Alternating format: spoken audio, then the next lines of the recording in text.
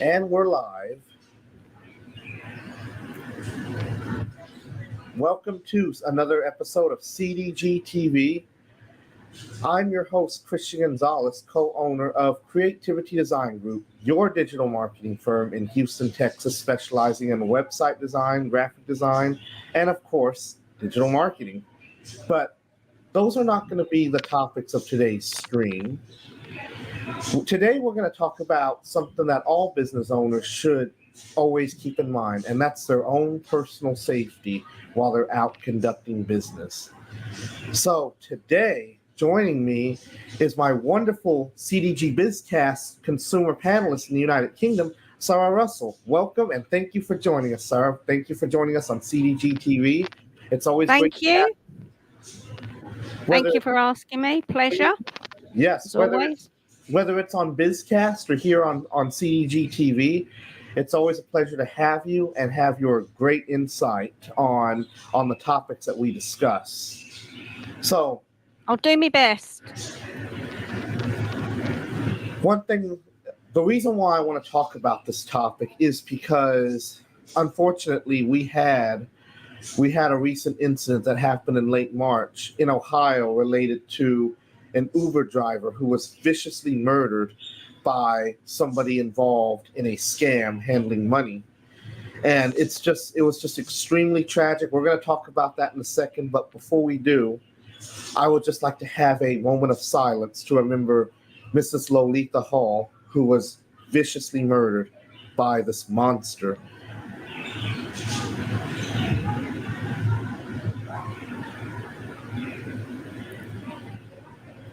And may God rest her soul. Yeah.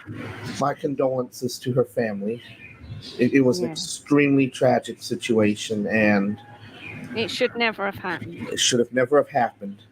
So we are going to start off by talking about specifically what happened and why we need to highlight the importance of this. So first of all, a lot of people don't understand, but when you work for Uber, you are an independent contractor. You don't work directly for them. You're not an employee of Uber. You're what they call an independent contractor, where you basically get to work whenever you want. You're your own boss, basically. You're technically a business owner. And Uber doesn't dictate when you get to drive and do your jobs or any of that. You get to decide when you're going to go out there and work, when you're going to pick up passengers and packages. So that's how Uber works. You are an independent contractor with them. You essentially are an entrepreneur because you are your own boss. You are not working for somebody. You're basically just contracting with Uber to pick up passengers and people or run any other tasks that the Uber app offers. Hey, Pecan, welcome to the stream. Glad you could join us. We're talking about safety in business with a focus on Loletha Hall, the Uber driver who was murdered in Ohio. Thanks for joining us. Glad to see you.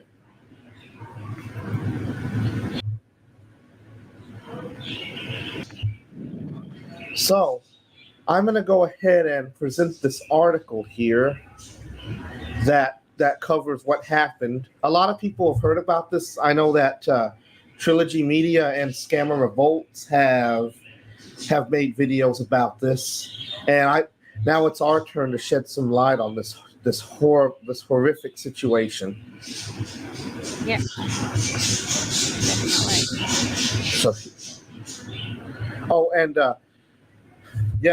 And Pecan is asking about who was killed, and we're just about to talk about that. I'm going to share with you the article.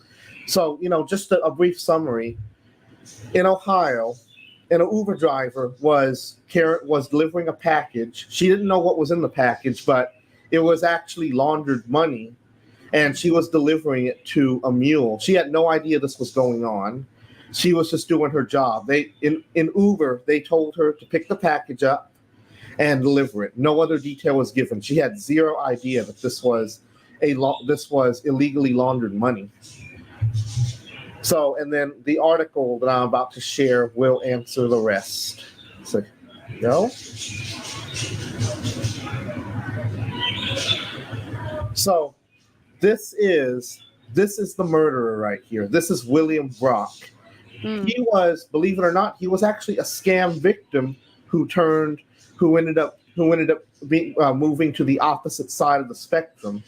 He himself was scammed by, I'm not sure, most likely a tech support scam, and then they recruited him to become a money mule for them. So he went from being victim to mule, just like that. Right. So let's read the article. An 81-year-old Ohio man has been charged with murder after he allegedly shot and killed an Uber driver he thought was trying to scam him. William Brock has been charged with one count of murder in the Clark County Municipal Court in connection to the death of 61-year-old Loletha Hall. Now, Loletha Hall was the Uber driver, and it's also important to mention that she was a mother, and she also had a lot of family. Her family is grieving right now, and they are just in such distraught that her life was stolen from her unjustly. She did absolutely nothing wrong. She was just in the wrong place at the wrong time. She had no idea that she was handling a package full of illegally laundered money. First response. So what happened was that William Brock actually called 911. The murderer here, he tried to be the victim. He called 911 to report that he reported that he had shot her, but he also tried to falsely claim that she was trying to rob him. That was not true. That was not true at all. And this photo here from her dash cam, this was on her car, on her dash On cam. her one, yeah. As she was pulling up to deliver the money, you could see on the right hand side, you could see the gun of William Brock. Pointed at her, yeah. So he thought she was trying to rob him of this package she was delivering, and he immediately pulled a gun on her. And we'll continue reading the article. A preliminary investigation revealed that Brock was the victim of a phone scam involving a relative who was incarcerated. So this is the scam that started it all. This was the genesis of the whole thing. Yeah. William Brock received a phone call from a scammer pretending to be, which is most likely the grandparent scam, where they pretend that they're in jail and they want money to get out. We all know about this scam. Yeah. For those who don't know about it, it usually involves somebody calling you up. I don't know. I'm not sure how they get your number. They pretend to be one of your grandchildren, and they claim that they've been in jail, they've been arrested for something, and they need bail money to get out of jail. That's most likely what happened here. So William Brock, somewhere in between, fell for the scam and also decided to become a money mule. And now we continue on with the article. Hall, who worked as an Uber driver, was looped into the scam after receiving communications from the same scammer who contacted Brock through the Uber application. So the scammer requested package delivery through Uber, and she unfortunately ended up being the one who took on the job to deliver this package. Now there's a lot of what ifs though, isn't there, here, Christian? It's like, what if she woke up that morning and felt really awful, and it's like, I can't do no driving today. Correct, yeah. It would have been somebody else. It would have been somebody else. Whoever whoever it would have been killed by this man. Exactly. Because he set out to kill someone. This man is evil. This man proven himself to be just some heartless thug. You could see on his face there's no remorse at all. Not at all. Let's go back up to his mugshot. He looks like he's smiling. Look, he looks like he's smiling, yeah. Wow. And then if you also notice, he did get kind of bloodied up in the scuffle, which you can kind of see on his neck there. That's a blood stain. Yeah. Look at this monster's face. He is showing absolutely no remorse. He is not a victim. He is not a victim. No. He allowed himself to get roped into this. Yeah. He didn't need to shoot anyone. No, because what happened next was, and what you said about the shooting, immediately when she got out of her car to deliver the package, he was aggressive. He started threatening her, and before she could even do anything, he started shooting her. And off camera, you can't see it, but you can hear her screaming for help and screaming for somebody to call It's 911. actually very heartbreaking to hear that, to watch that video. Right?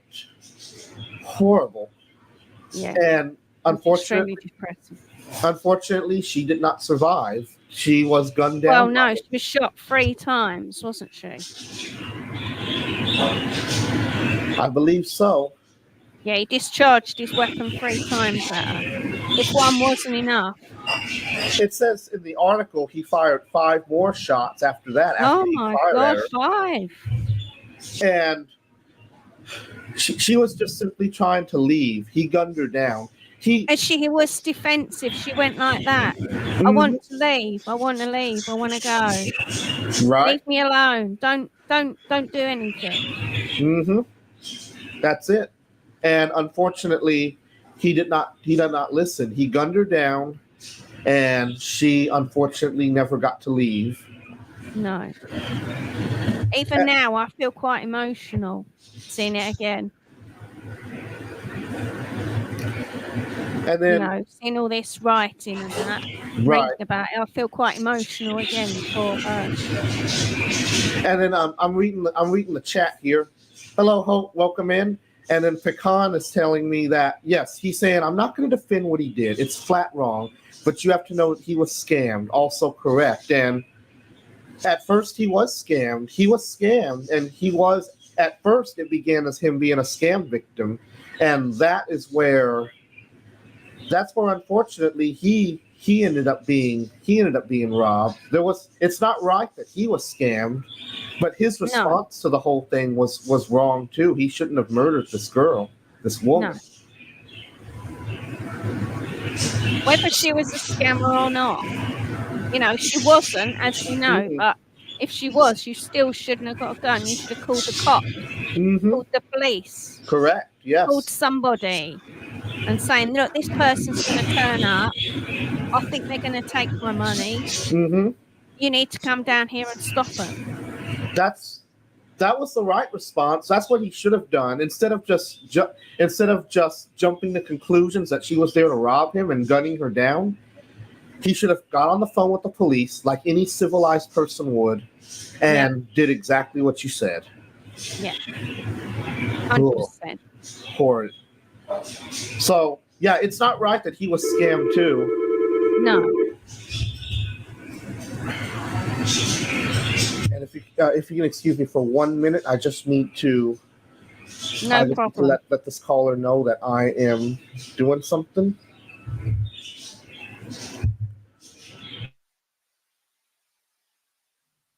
Okay, so guys, let's just carry on reading what we've got here. The sheriff's office reportedly said Hall was unarmed and suffering from medical conditions. She also did not make any threats towards Brock or any demands or any other than to ask for the package. After Hall arrived, he pulled a gun and pointed it at her, demanded the identities of the people she spoke to on the phone.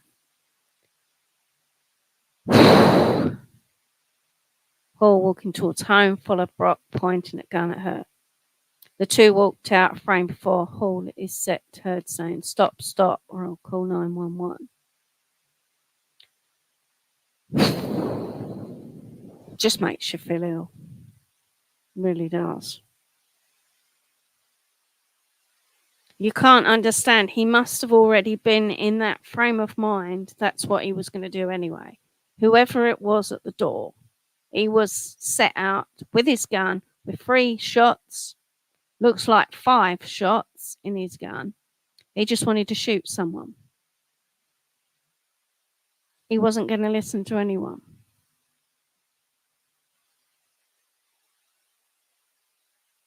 I mean, terrible. Okay, I'm back. Okay, I was just saying about the bit where it says Texas suspect charged with murder after allegedly using Uber. I was just reading that out to everyone and giving my point of view. It's the thing about Uber is that That's a service I don't think they should do because they're innocent people. I mean, true. I mean, I think that if they want to get into that business, they need to really vet out what they're going to be doing. Because in the Trilogy Media video, Ashton revealed that because he went to the Uber app himself and showed us in the video that when you request package delivery, it doesn't really ask for anything other than where you need to send the package to or where you need to pick it up from. It does not vet anything else. The post office, when you send packages to the post office, they always ask you if you have anything hazardous whenever you ship stuff. And other carriers do that too. But Uber they do over here. They ask you what's in there. So you have to tell them what's in the package or the box or parcel or whatever. Right. I'm a strict believer in vetting people out and vetting out really anything you do, especially when it comes to something like this, because Uber itself can be pretty dangerous. I mean, I've heard so many horror stories in general about Uber drivers who have been robbed, who've had guns pulled on them, and all sorts of things like that. And see, the whole purpose of me talking about this today is to basically shine some light on anybody out there who is going to consider becoming an entrepreneur by becoming an Uber driver. Because, like I said, you are a business owner technically, or you work for yourself. You're an independent contractor when you work for Uber. Yeah, and I'm reading what Pecan is saying in the chat. Yeah, he was at the end of his rope because he had probably everything taken. True, yeah. It's even that still doesn't justify cold-blooded murder, though. And you can't, but really can't say you have 22 pounds of coke and bloody documents and car keys for a Toyota at the south border of Texas. Yeah, the same scam the same thing that the Social Security scammers like to accuse people of doing. Yeah. I mean, that's the thing. Even if they do ask you what you have in your package, people can still lie about what's in the package when they ship it. Oh yeah. They say, oh, it's just documents, or it's this or that. Well, they haven't got to say what's in there 100%. But that's not the point. The point that what's in the parcel or the package isn't the issue. The issue is the Uber driver is not safe. When they're going to do these pickups or deliveries or whatever, they're not safe. Right. Yeah. Because they don't know who they're going to. Right. They don't know who they're dealing with. And and yes, Pecan, yes, I know. I know that you weren't saying that his actions were correct. I completely understood. You mentioned earlier that it was wrong. Yeah, I don't dispute that either. I know. Yes. See, when you go out there and you pick up people, because I've known quite a few Uber drivers myself in my life. I've had friends and a few family who've done Uber. They've told me that they picked up some shady people that make them feel uncomfortable. And it's very hard. Unfortunately, there's no way to know who you're picking up. That's the only problem. There's no way to know. Uber is not going to vet every passenger that you pick up. They're not going to vet every package recipient either. They're not going to know who you're delivering to and who you're picking up. And a lot of people do Uber Eats. It's the same principle. If you're doing food delivery, if you're doing or DoorDash, same thing. You don't know who you're delivering to. So regardless of whether the package has illegal content isn't really the responsibility of the driver. They don't know what's in the package, and Uber's not going to tell them. But they do need to have some sort of vigilance. And all I can say is that if you're going to pursue this type of job to make money, be careful. Just be careful. Know what you're getting into before you decide to go out there and start, letting random strangers come into your car. If you have to go to random strangers' houses to make deliveries. Yeah, it's a funny old job, that, isn't it? Being an Uber driver. And Pecan, you're right. She and everyone has a God-given right to be safe doing her job. That's very true. Everybody deserves to be safe while they're out while they're out there doing that. But if I happen to have any job seekers who come across this live stream and they watch the replay later, I want to discuss some tips on how you can stay safe as well. For one thing, job boards. I want to talk about job boards, and I'm not going to be afraid to name drop here, like Career Builder and Monster, just to name a few. They don't do any vetting whenever they have employers utilize their services. People upload their resumes on there every day, hoping that employers will contact them. And the only people that they get responses from are either these pyramid schemers pushing multi-level marketing crap, and secondly, these money mules, these scammers who are looking for package delivery people. They claim that I have a job for you. So I want to talk about that because that is a very serious problem. People who aren't scam victims end up getting roped in as money mules simply because they respond to scammers pretending to be legitimate employers. And I know that there was a video a while back that it was about 3 years ago that Trilogy did talking about the fake check scam, and the employer was pretending that they were with Frito-Lay. You remember that one?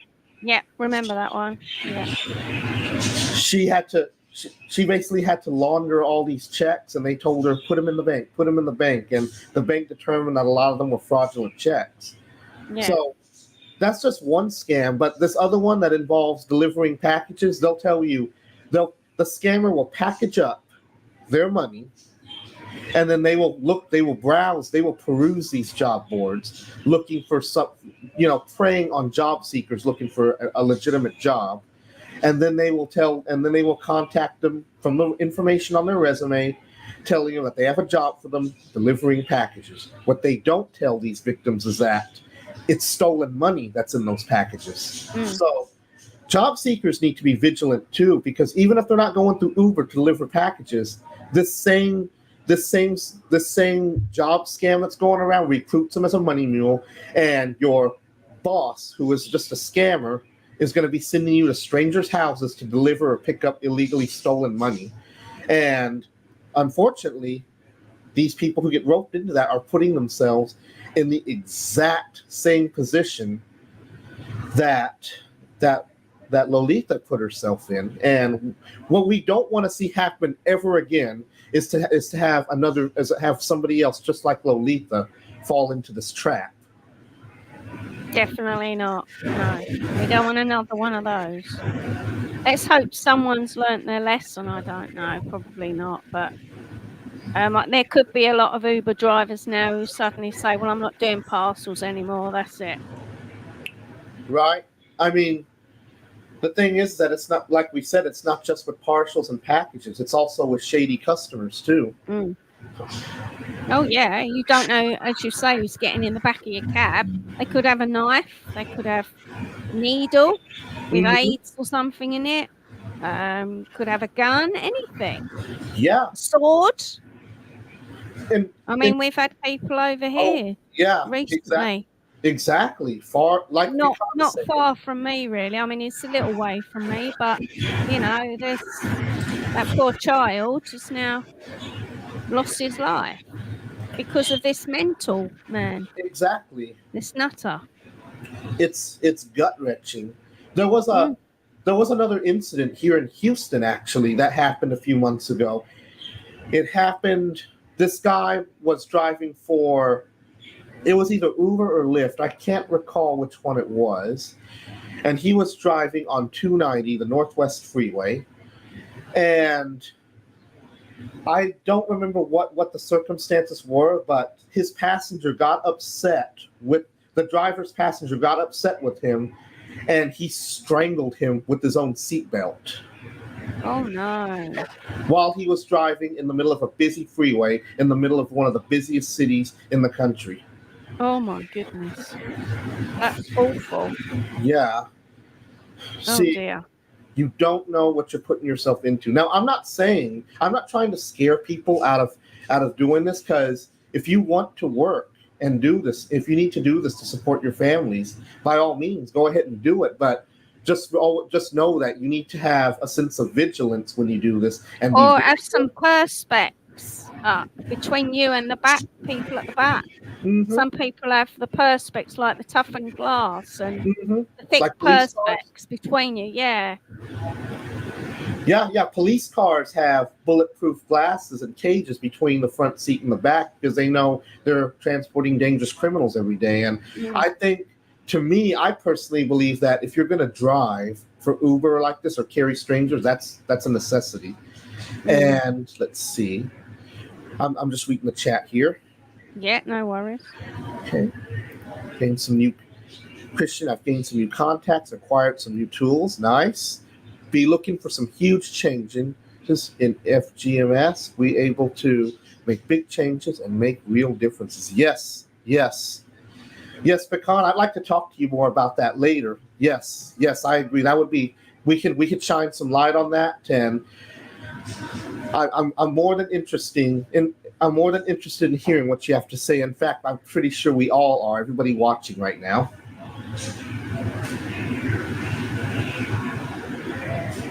Definitely. So now, changing dynamic, I want to talk more about these scams. We're going to talk. Let's talk about Career Builder. This is considered to be one of the most scam-ridden, unsecure platforms. These platforms that anybody can use. And they've only got 1 out of 5. 1 out of 5 stars. Well, 1.5. Do you know who leaves these reviews? These are people who actually went on there and tried to find a job through it. There might be a few employers in here who felt they got ripped off by Career Builder trying to find prospects, but the majority of these people who left these reviews were people who got let down. Correct. Let's look at some reviews. So we're going to skip the 5 and 4 stars because there's not that many of them. Well, believe it or not, there's a lot of 5-star reviews, but when I scroll through it, all you see is mostly 1 star. Look at that, 1 star. Yeah. 1 star. 1 star. 1 star. Yeah, it's mainly 1. There's no way that this graph up here is fake. That's fake. Yeah. 100% that's fake.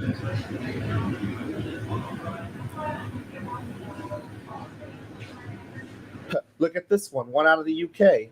Like other reviews, I received a text message on WhatsApp from Anne at Career Builders. After some basic questions, was contacted by a scammer who was impersonating Marks and Spencer UK. Beware of this company.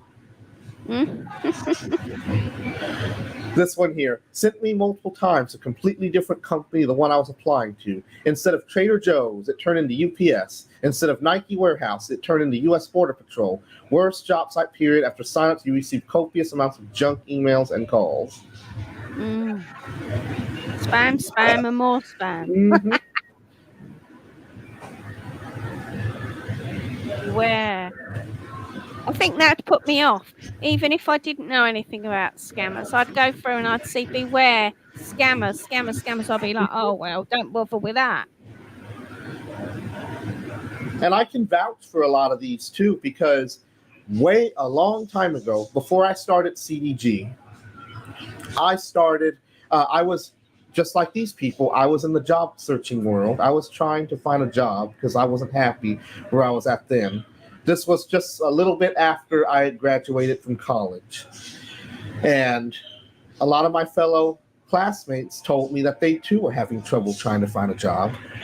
Career Builder, I thought, would have been a good resource, but unfortunately it wasn't. Because my spam box was inundated. Like Gmail, I was using Gmail at the time, and their filters are so good that they can catch these scam emails almost immediately when they come in. And if you continue to mark them as spam continuously, it'll start to detect not only these emails from one email, but it'll detect similar looking ones from different senders as well. So it just you almost never see them. Oh, blimey. And I used to get a lot of these same emails saying that they would say, I'm looking to hire you to do this or do that. Can you get on WhatsApp? Can you get on Telegram? Can you text? See, legit employers do not use those platforms. They will not text you through any of those if they want to hire you. They will call you in for an interview. You'll go to their office, or these days they're done virtual now. So you got to yeah. That's true. And you might get an email from them though to say confirming you're going or something. Right. They'll send you an email asking you to confirm. And secondly, after that, there's also the other types of scammers that troll job seekers on these boards are the multi-level marketing and pyramid scheme scammers. And that basically means we recruit you, you pay us a training fee, and then you recruit other people underneath to work under you, and then the money just goes up the pyramid to the boss. You do all the work, ripping other people off, and then all the stolen money goes to your boss at the top. Well, these places need shutting down. What's going on with the world? I know, right? It's terrible. It's getting people in trouble, these sites. They're not even nothing's genuine. On this whole thing you're showing now, nothing's genuine. Nothing is genuine, and these are all recent reviews. Stay away. Beware. Everything. I mean... This one is saying, I repeat, do not share your personal or professional information with this company. As soon as I posted my resume, I received numerous spam calls as well as spam texts. However, the worst issue is that someone was able to get my identity and my bank information. Be aware if an opportunity is too good to be true, it is not true. I received 2 emails for jobs that sounded fantastic and paid well that were both scams. That's what we say. We always say it in all of our podcasts. If something is too good to be true, it is fake.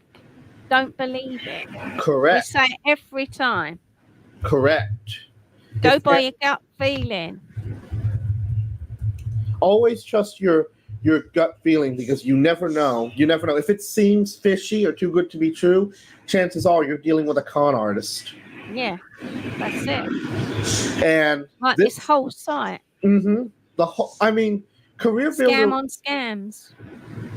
Career Builder was once the place to go when you needed to find a job, but this was back when online job searching was starting to become a new thing. We're talking about like a good 20 years ago, maybe in the early 2000s or so.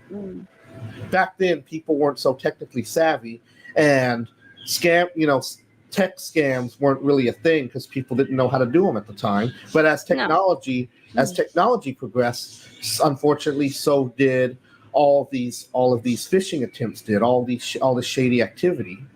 Yeah, and the scammers got wise. And here is an example of a scam email. Now, look at.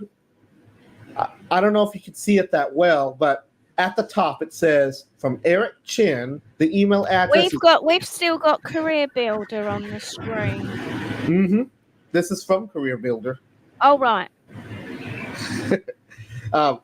It's the email address is job.eric.chin@gmail.com. Yeah, we can't see that, Christian. We can't see what you're reading out.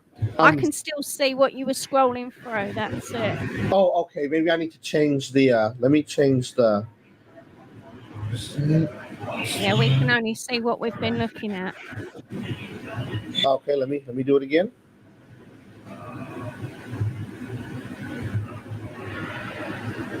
We'll just say entire screen so you can see everything. Yep. That's better. Okay. Yeah. This picture's not very high quality, but it's But still... you can read what it says. Mm-hmm. So the email address that it's from, job.eric.chin@gmail.com. How legit, right? Oh, yeah, it looks totally legit. Let's see. What do they say? The email was wrong to start with. Right. People don't look at these email headers, and that's how people fall for scams too, because the email headers at the top, if they have something weird looking or cryptic, it's going to be a scam most likely. Most Gmails, personal Gmails, are not used when it's a company. They have a company name. Right. And they won't use Gmail. It'll be www or something like that. It's usually, yeah, it would usually be, the person's name at thecompany.name.com. Yeah, like nhs.com and things like that, yeah. Wouldn't be a Gmail. No, that's correct. So this is an example of a scam email. For one thing, anytime it's at a Gmail address and they paste a text form just like this and they have big capital letters, and if the subject line on the body copy is loaded with emojis, that's a big sign that it's a scam. No emojis. Payment, they're calling this job here a payment processing vacancy, aka money laundering. Okay. They're basically trying to recruit people to launder money for them, but they're disguising it as a legit job, calling it a payment processing job. I like that at the top said sideline. Just up a bit further, that's it. Sideline Group Inc.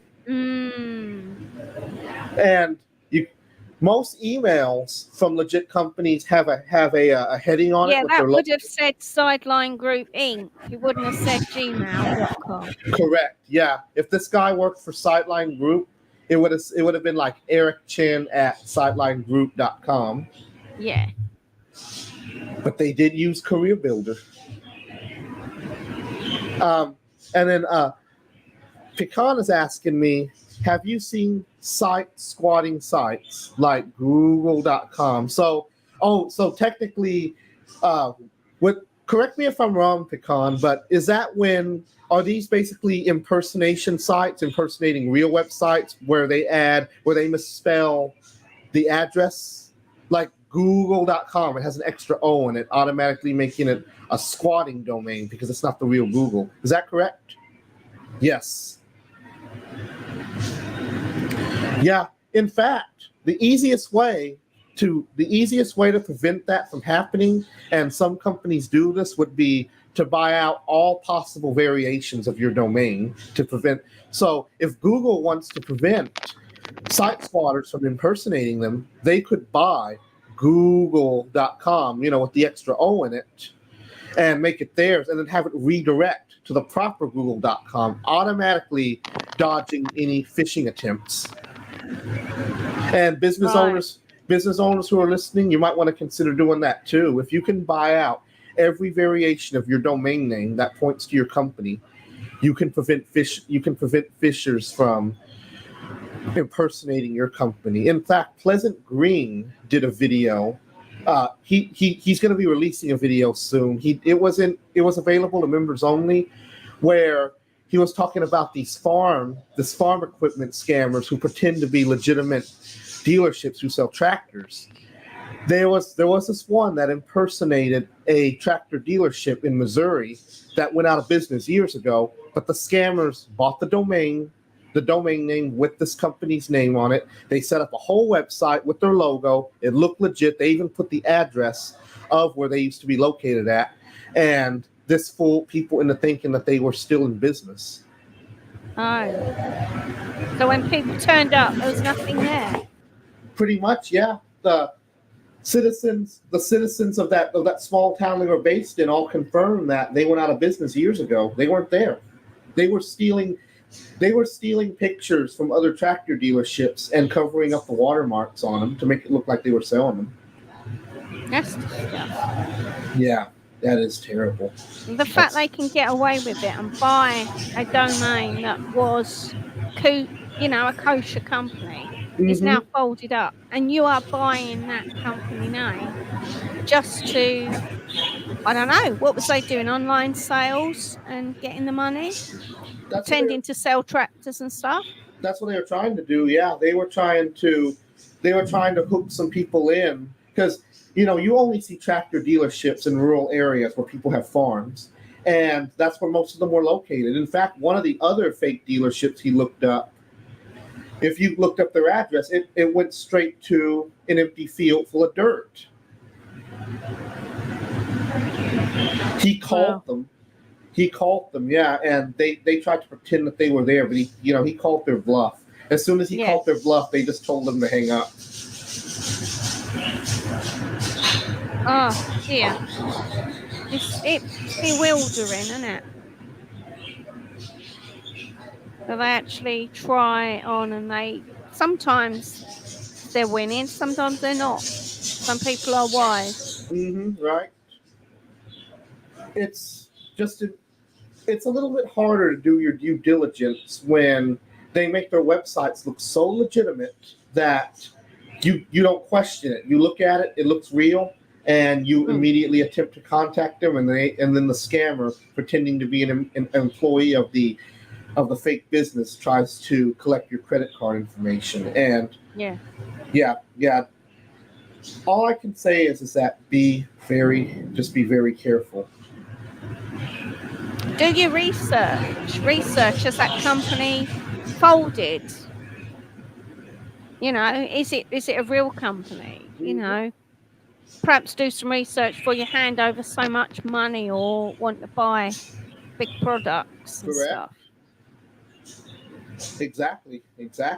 It's consumers should always do their due diligence. So we've talked about job seekers, and of course we've talked about, and now we're talking about consumers. Due diligence is a thing because you never know who's out there trying to steal your money.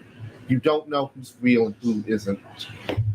And then I want to go back to the career builder again and just look at some more reviews here. Trying to see if they have. Oh my, here we go. So we talked about counterfeit checks and how a lot of people fall victim to this, right? Well, Yeah. Here we go. This one says here, I was contacted by Orchid Pharma via text that they received my resume via Career Builder, and they wanted to interview me for remote work, but 2 hours later was hired. Yeah, that's another red flag. If they immediately say you're hired, like without even interviewing you, without even asking you some legitimate interview questions, or if they don't even consider asking you in for an interview, they just send you an email or a text asking for your resume, or just asking if you want to apply, and then they immediately say yes right away. That's a scam. Yeah, Anyway, definitely. Yeah. they said they were going to set me up with mini office and software. They sent me a check. Here we go. I deposited 2 days later. Wells Fargo is closing my account due to counterfeit check. So that is what happened. That's what happened.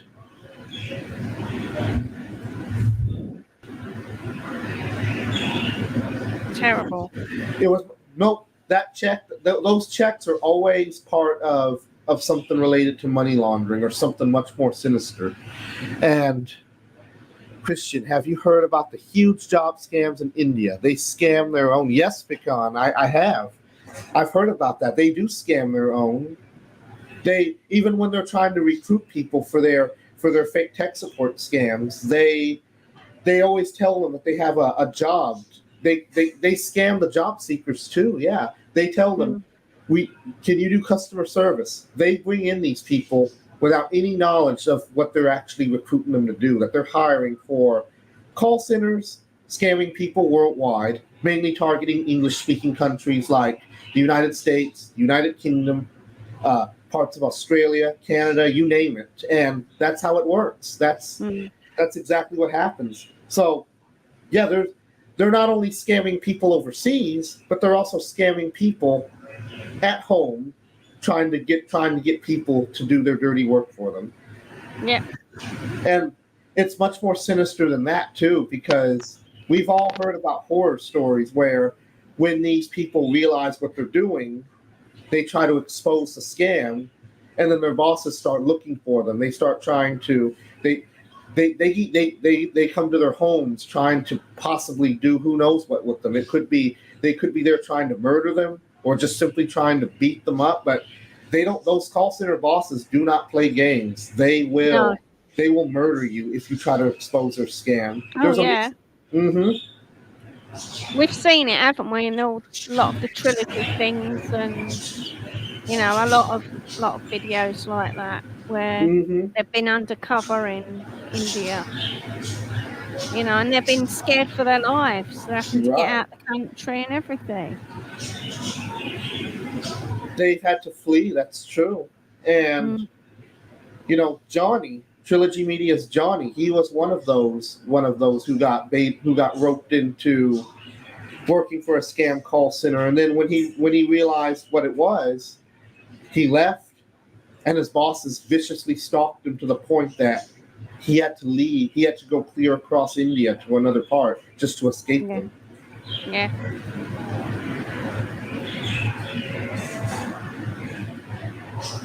Just terrible. Awful. It is. And I actually remember being in one of their live streams one day. Johnny was there, and his boss also found the live stream too and started making threats towards him in the chat. That was it, yeah, because I remember, yeah. That was wild. I'd never seen anything like that before. I mean, these call center thugs, they are mafia bosses, really. That's what they are. They are mafia bosses. They are. They're bad news. Totally bad news. And they're so good at manipulation that they know how to turn other people that they come into contact with into monsters just like them. In this case, William Brock was a scam victim turned money mule because they basically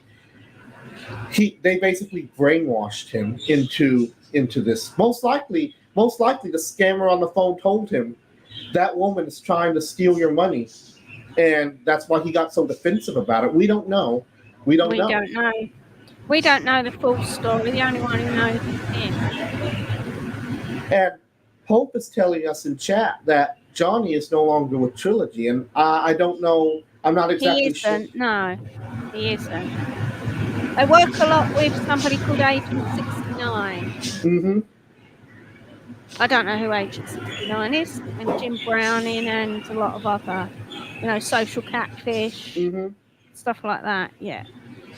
Yeah. Agent 69 is one of their agents who does the call center infiltrations for them, but he only goes by Agent 69 to avoid his real identity from being exposed. Exactly. Yeah. Why would you want to give your real name? You wouldn't want to give your real name, not if you know people are after you. That's correct. That's correct. I mean, we all know that Jim Browning is not his real name. We don't know a lot of these scam baiters' names, and that's smart. They are smart by doing that. Even when Jim Browning did his interview with the BBC, he wore a face mask so people wouldn't recognize him, and he just simply went by Jim Browning. They did not say his name. He had little to no camera time. That's it. He's a smart man. He knew to keep his identity concealed. Yeah.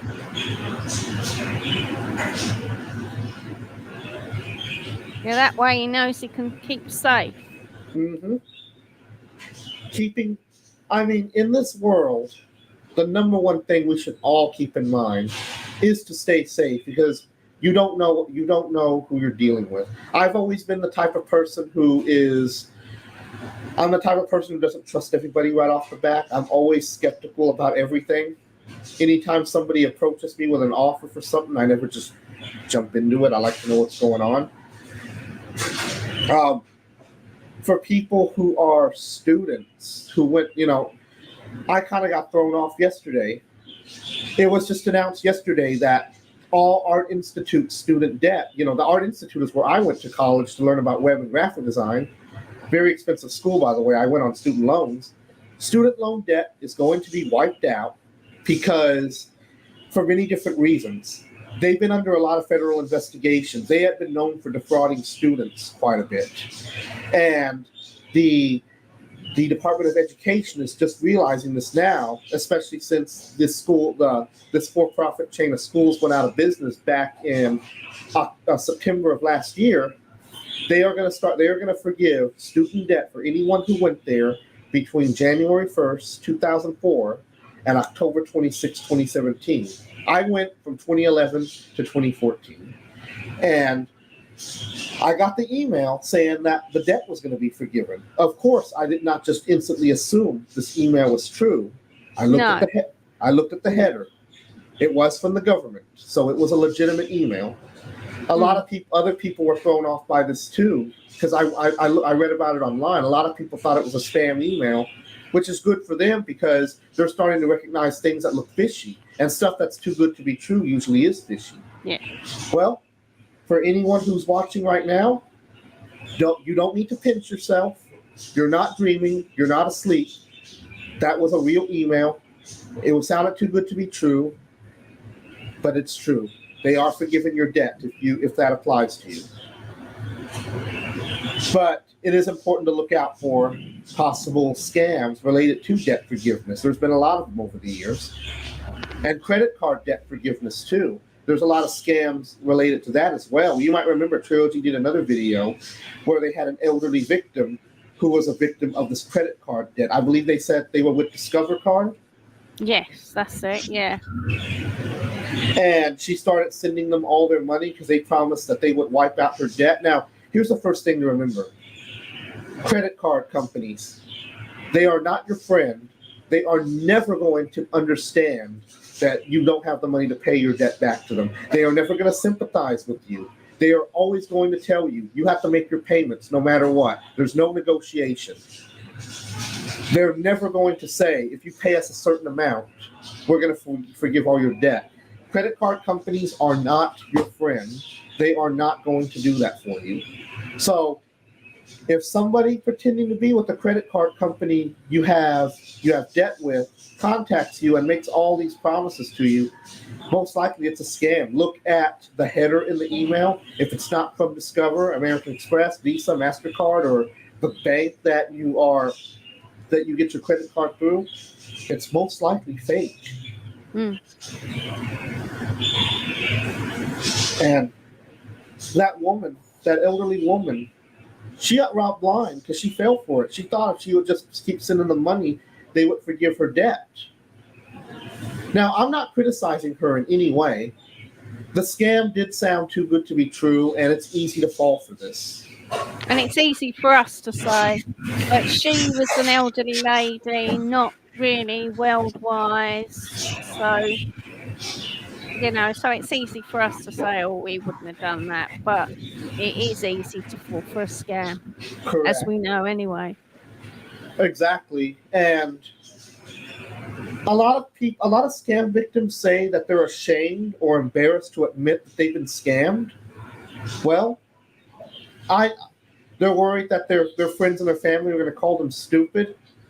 I don't think scam victims are stupid people. I don't. It is easy, especially if you're not educated on the subject or don't know what to look for. It is easy to fall for. I don't think scam victims are stupid. I don't. No, but I do know how they feel. I can sympathise. I mean, you were scammed yourself. I've been scammed multiple times. So I do sympathise with anyone who's been scammed. But it was only through me educating myself, watching the scam baiters on YouTube, like say the likes of Trilogy, Kid Boga, you got, Scammer Payback and all those.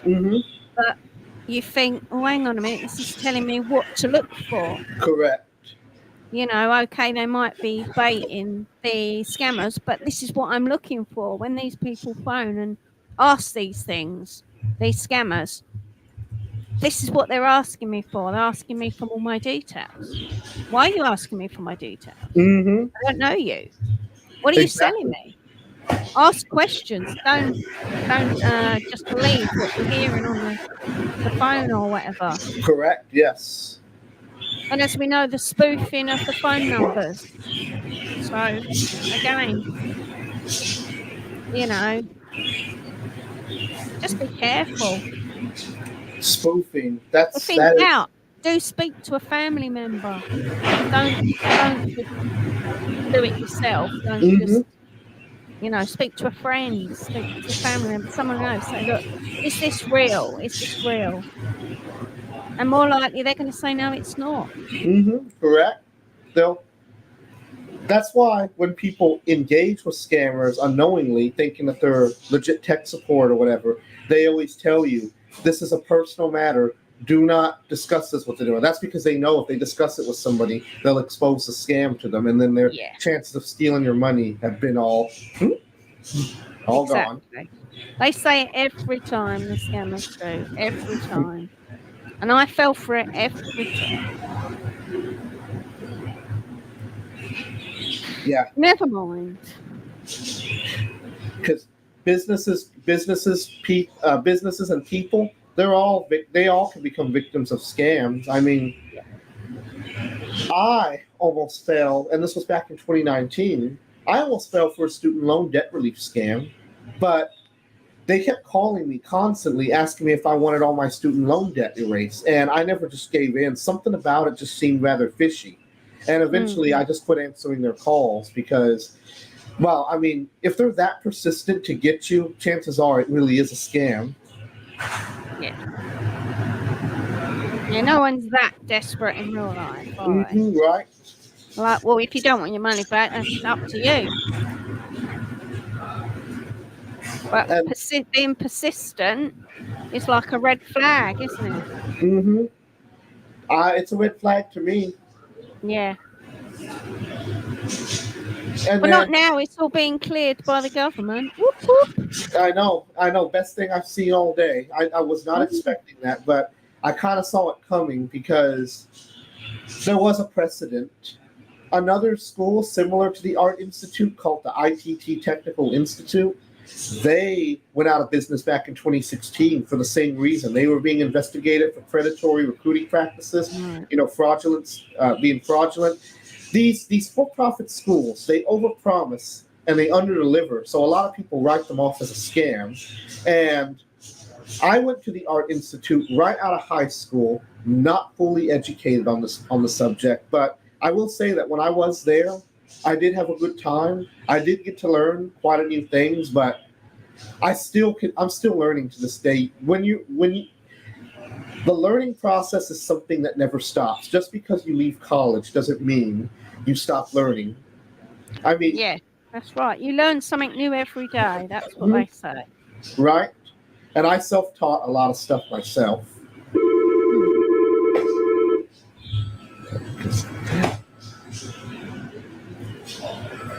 Sorry, I had to turn that off. No Yeah, problem. but yes, that's a problem. This school got investigated. This ITT Tech got investigated, and then they eventually were shut down. And students who went there from a certain time period, I believe going all the way back as 2005, got their student loan debt forgiven. So it pretty much set a precedent for what's going on with Art Institute students Mm. who attended from 2004 to 2017. Yeah, that's 2017, good. yeah, That's good. That helps a lot of people, doesn't it? Who think, oh God, how am I going to pay that off? correct. Now you haven't got to. Exactly.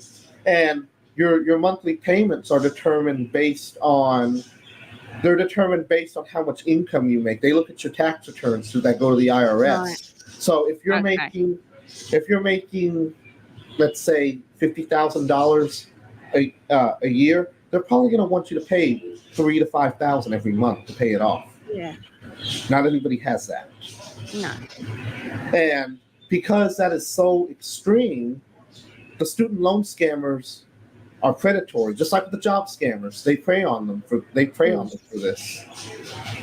Yeah. They like they did with me. They tried to make me think that if I just hired them, they would make all that debt go away. And I'm So glad I didn't fall into that trap. Yeah.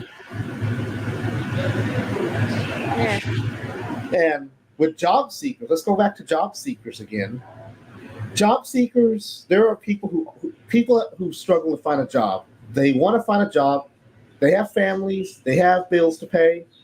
They're having trouble trying to find a job. They look online. They go to Career Builder. They go to Monster.com. These job scammers that we've been talking about, they pull at their heartstrings too. They'll try to they'll try to promise the world to them that if they work for them, everything's going to be great. They're going to make all this money. The pyramid schemers especially are guilty of this too, because they make all these false promises. They're like, you're going to make over $50,000 in 1 year. You just have to pay us a certain amount for your training, and then you come and work for us. When they get to the office, guess what? They're on a independent contractor basis, just like with Uber, only this is more illegitimate. And they don't pay you a salary. They expect you to come to work every day illegally as an independent contractor. When you're an independent contractor, an employer cannot set the times where you come in like you're an employee. That's illegal. That's Right. misclassification. But they do it anyway. And when they go in, they find out that they're just going to be making cold calls to a bunch of uninterested people who don't want to buy their shady products, and they recycle leads. The leads that the people higher up in the pyramid could not convert, they pass them on down to the newbies, the freshmen who come in, and they're hoping that they'll get them to convert. The only thing they get is an earful, and nothing converts. And if anybody manages to make a sale, or not a sale, but scam someone, the money they get goes straight up the pyramid to the boss. People at the bottom of the pyramid do all the work, the people at the top get all the money, and it's all shady because they're robbing people blind. That's it. Lining their pockets. Mm-hmm. With stolen money that they received off of false promises. Yeah. Isn't that just crazy? It's terrible. So they pray, and then the other scam that we talked about with the money laundering and the checks, they too also prey on job seekers. These people just want to work. That's all they want to do is work.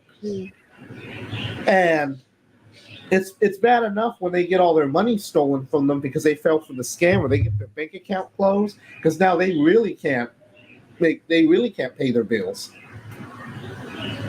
That's it. So That's it. They haven't got anything because they've given it all away. Right? I mean, it's just so exhausting. It's just so sad, and it makes me mad because, like I said, I've been through that route before. Now, I know one time you told me that you saved someone from a scam. What exactly happened that day? It was my sister. She took a phone call from, I've said it before in one of your podcasts, but she took a phone call from the warranty place, extended warranty on a washing machine or a fridge freezer. I think it might have been a fridge freezer actually. Anyway, she stupidly said, "Oh yeah, I'll do that." But then she'd done that, and then all of a sudden, Mum says to me, "Tavina's done this warranty thing, extended warranty on her fridge freezer." So I said, "Well, when did she get her fridge freezer?" She went, "Well, a few years ago." I said, "Well, she doesn't need it because she would have took it out at the time." I said, "Who was it?" Oh, she didn't know who it was. Anyway, so I Googled who they said they were, and I put in like fridge freezer warranty scams, and the top of the thing was scammers, and then it was this company that they said who they were. I can't remember who they were, but they weren't. Those people are legitimate with the name, but these people weren't. These people were the ones who were pretending, like you were saying, the scammers were pretending to be this tractor company or whatever. These people were pretending to be this legitimate company. But all these people were saying this particular scam with this particular phone number is a fake, it's a scam. And it was really, well, she felt really bad when I told her. So I phoned her up and said, I've just Googled what you've done, and I think you're going to lose your money. You need to get onto the bank as soon as you can and stop the money from going out unless it's gone already. So she said, oh, what do I do? What do I do? I said, well, you need to tell them that you think you've been scammed on a particular day.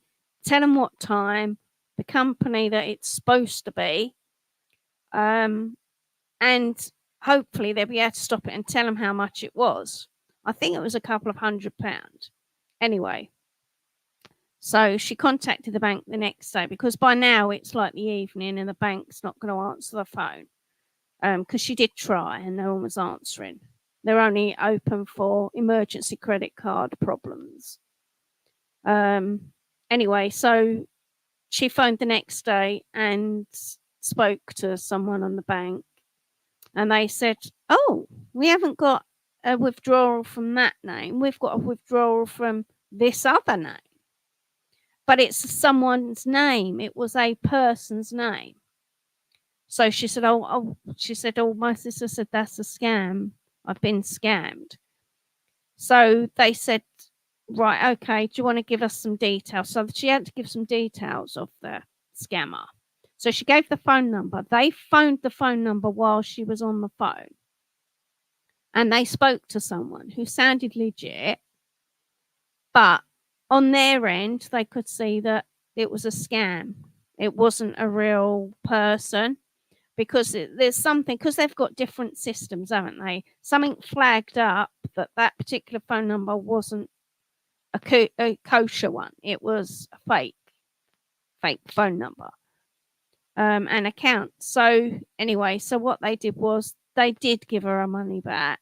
They put a halt on the account. They said, look, we're going to change all your card details. We're withdrawing your cards. You can't have those cards.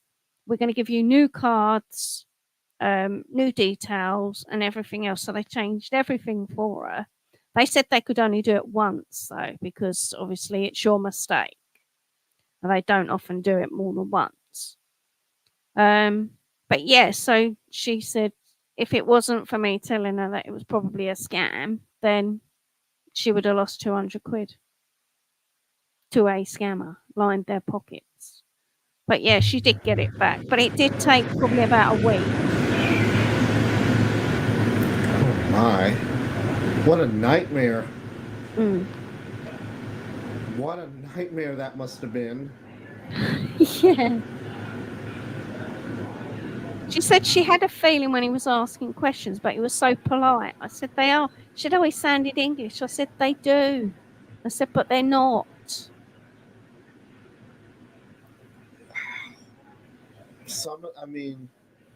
I'm just glad you were able to step right in and save her because. And it was only through watching like the scam baiters that I realised what to look for. So I'm now thinking, whatever anyone's like, no, that's a scam. I need to check it first.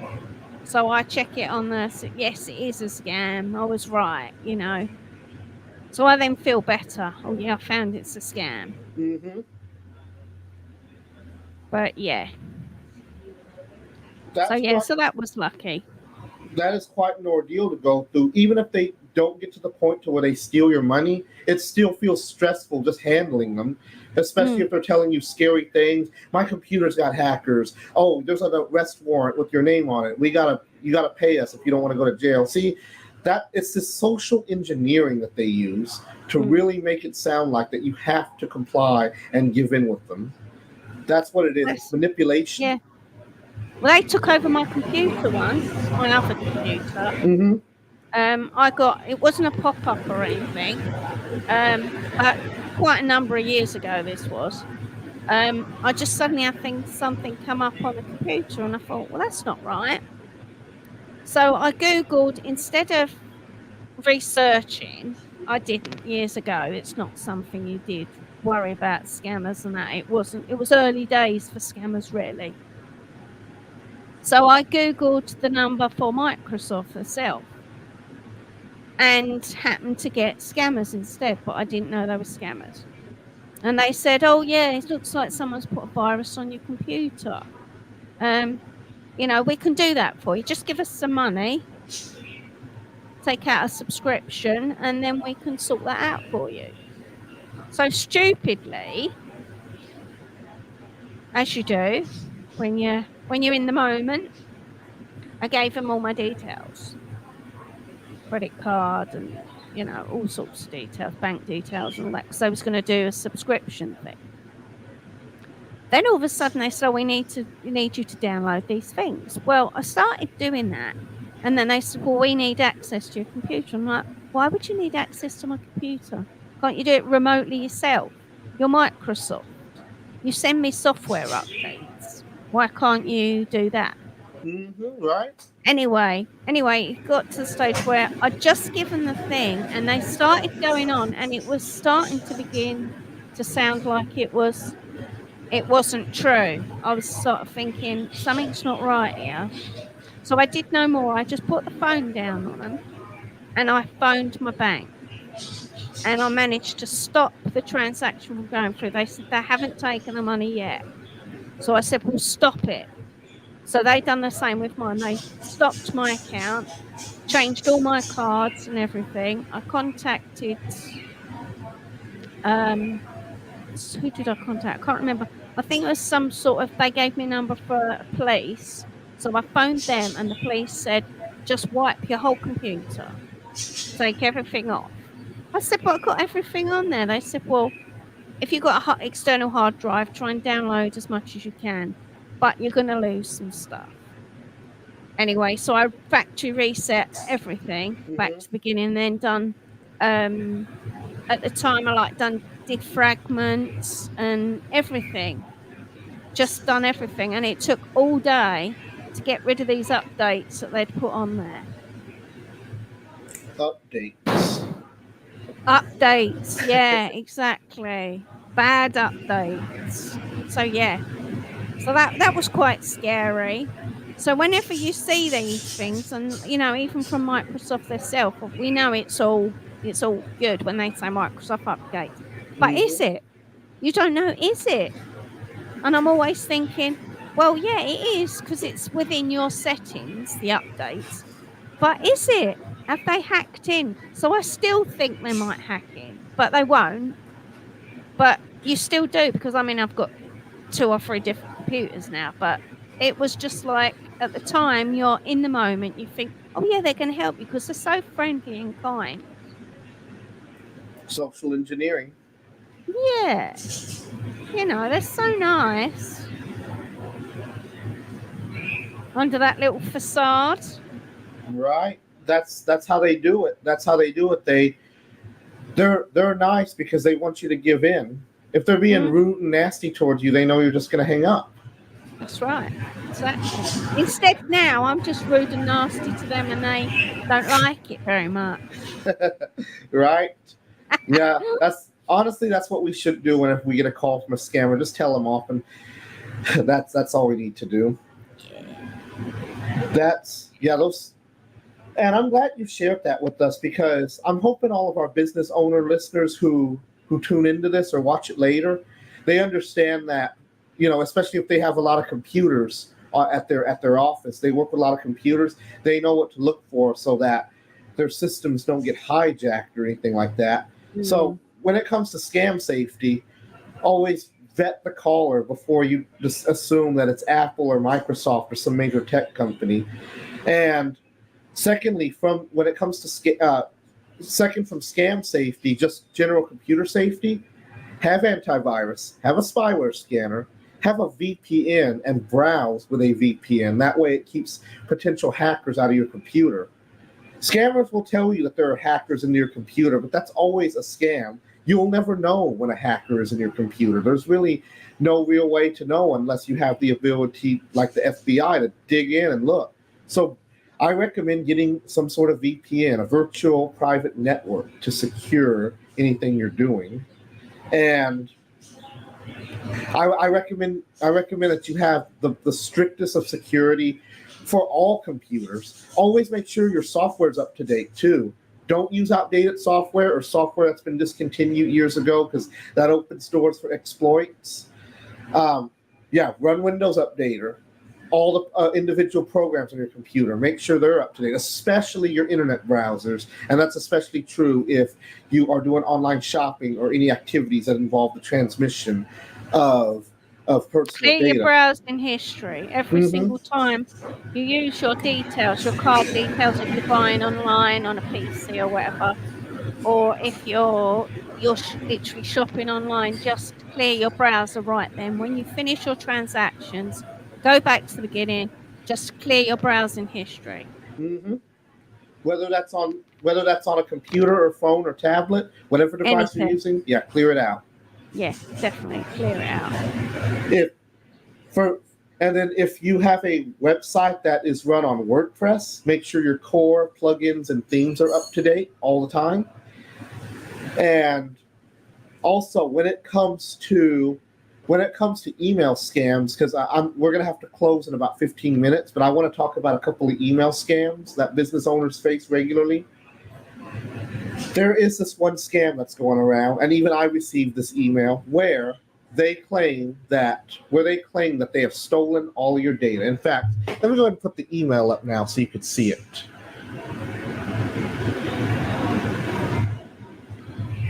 Okay.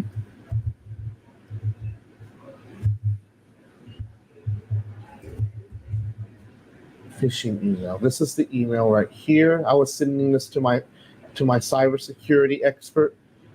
So a while back, I received this really scary we can't email. see that, Christian. You can't see Sorry, it? we can't see that. Oh, No. that's right. I haven't turned on the sharing. I forgot screen sharing was turned off. No worries.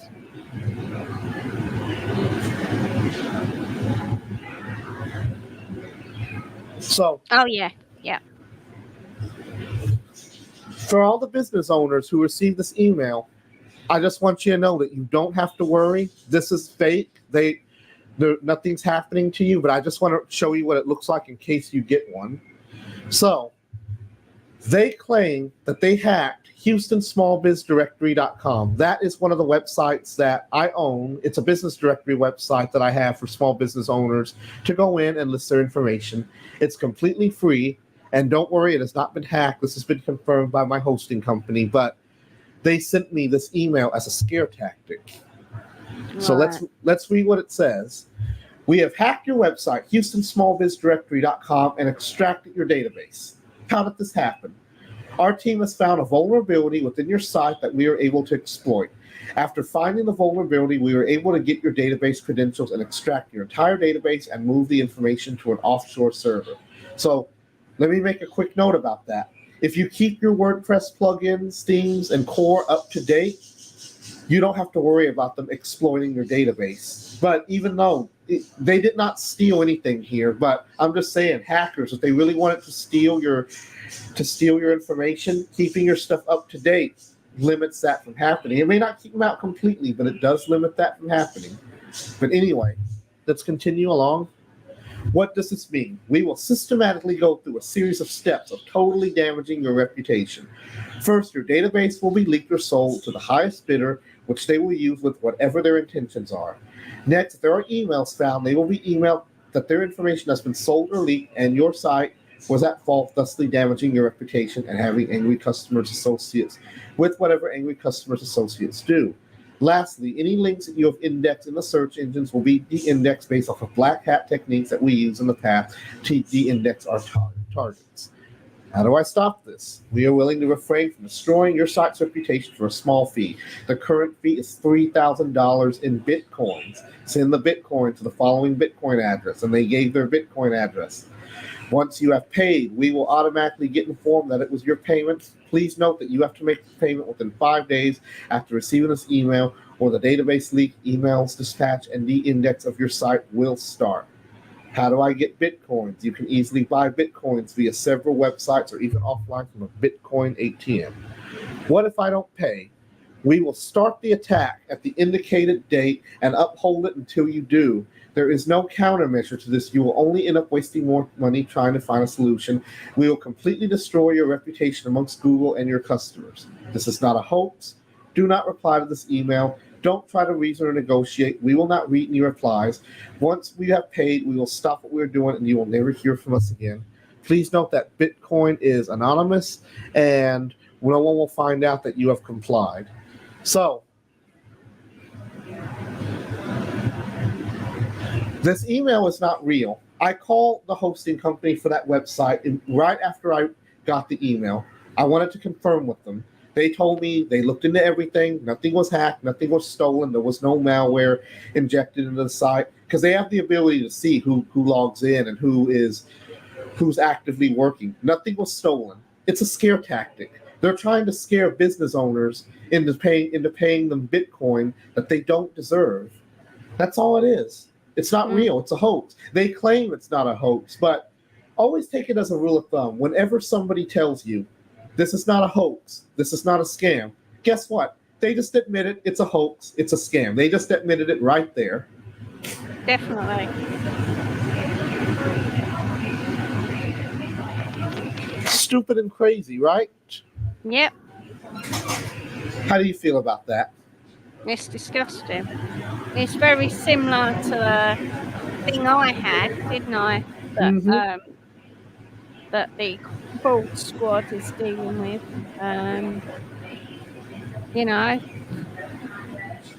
Yeah, they try it on. They thought you were going to fall for it. Sorry, scammers. Not today. Kiss my butt instead. Not today, scammers. Yeah, I didn't. See, the first thing I did was I did my due diligence. Of course, I'm not going to send a complete stranger $3,000 in Bitcoin. Of course not. There's another type of email scam out there that targets business owners, where they always ask you, I need a certain service. Can you get it to me? And do you accept credit cards? It's usually written in very bad English, poor grammar. They always ask, do you accept credit cards? And what happens is that after you respond to it, they'll reply back saying, they'll actually try to make themselves look legit because I've received emails like this before. Back when I started the company, I got an email from someone saying that they had a tree trimming service. They needed a new website, and they asked me if I accepted credit cards. So I told them, please send me the information that I need to get started, and then they'll make it look legit. They will actually send you information, legitimate looking information. They're just pretending that they need this website. They'll send you a Word document with all the content for each page. They will make a fake logo and send it to you. And then here's the next red flag. As soon as you give them a quote, or how much it's going to be, they always want to pay 3 times more than what you're charging. So we have packages with different prices at CDG. If I quoted them $850 for a 5-page website, they would say, okay, I'm going to send you $3,000. Why? I already gave you a quote. It doesn't cost that much. I'm not greedy like that. So that's the next red flag. They always want to overpay. Then lastly, if talks go further than that, they will say, I am in the hospital right now. I cannot make payment. My friend is going to send you a check. Chances are they are sending you a fake check or a check for laundered money. So I immediately just blocked this person, didn't respond to them anymore because I was starting to recognize this as a scam. No more. Sometimes if they steal somebody else's driver's license, they will pretend to be that person. They will claim to be the person on that driver's license, and then if you ask them for some ID for verification, they'll send you the license. In fact, Trilogy did a whole video about this as well, too. Yeah. So let me see if I can find an example of that real quick. I'll screen share in a minute.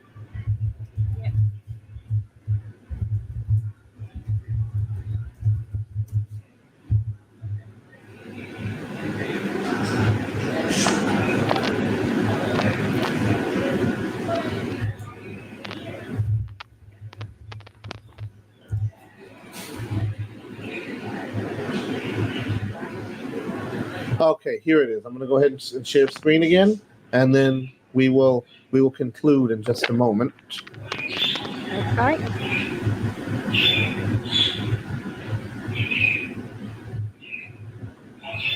So here is an example of said scam that targets businesses. So this one's targeting web design, but they'll refashion this email. They'll repurpose this email to match really any type of business. So they are asked. Notice the poor grammar, poor capitalization, and poor English. They said, "I would love to know if you can handle website design for a new company, and also if you accept credit cards or e-check.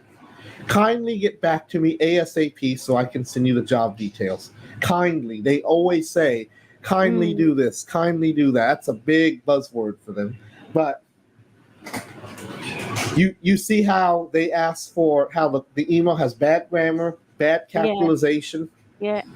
And they always ask all the time, do you accept credit cards? And they always ask, do you offer web design, or do you offer this service? Listen, if you know that we're a web design company and you looked at our website, you would know that.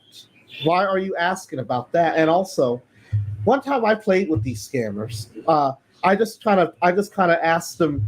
I kind of just responded back and I said, well, our credit card machine is down right now. Can you accept cash? And also, I need you to come in and show me ID because we've been dealing with fraud. So they'll just guess what he said next. He goes, "I can only accept credit card right now. It's all I got." And I tell him, "Sorry, we can't help you right now. We're not accepting credit cards because our system is down." And then you never hear from them again. No.